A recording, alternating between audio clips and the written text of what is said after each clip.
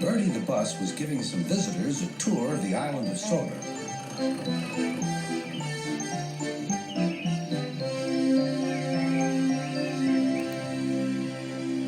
It was their last afternoon, and Edward was preparing to take them to meet Bill and Ben.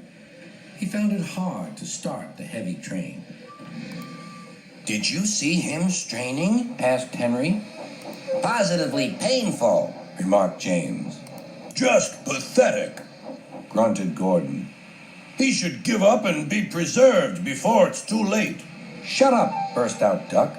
"You're all jealous. Edward's better than any of you." "You're right, Duck," said Boco. "Edward's old, but he'll surprise us all." "I've done it. We're off." "I've done it. We're off," said Edward as he finally puffed out of the station.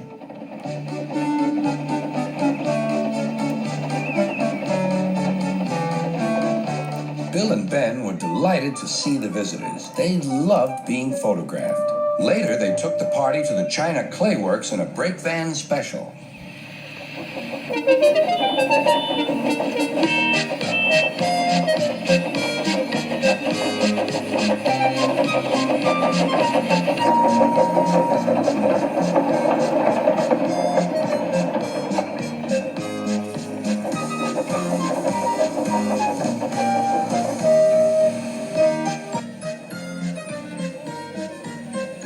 Everyone had a splendid time, and the visitors were most impressed.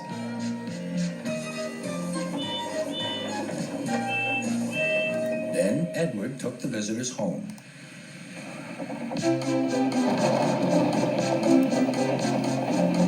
On the way, the weather changed. Wind and rain buffeted Edward.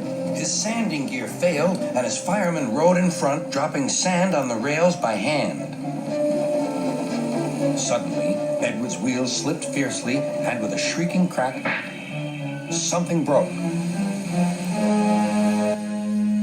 The crew inspected the damage. Repairs took some time.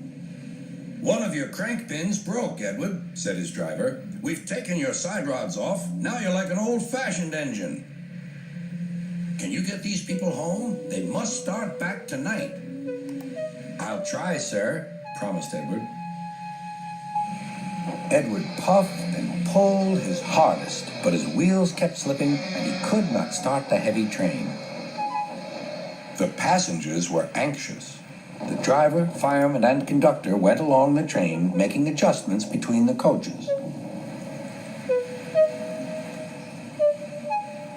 "We've loosened the couplings, Edward. Now you can pick up your coaches one by one, just as you do with freight cars."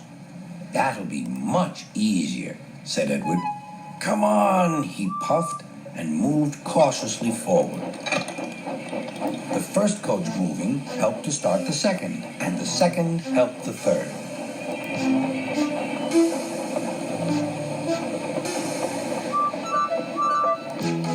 "I've done it! I've done it!" puffed Edward.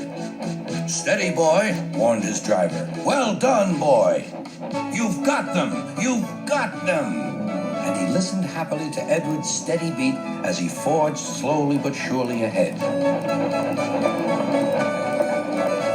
At last, battered, weary, but unbeaten, Edward steamed in. Henry was waiting for the visitors with the special train. Beep, beep! Sir Topham Hatt angrily pointed to the clock, but excited passengers cheered and thanked Edward, his driver, and firemen.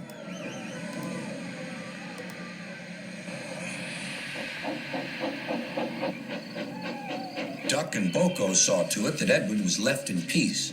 Gordon and James remained respectfully silent.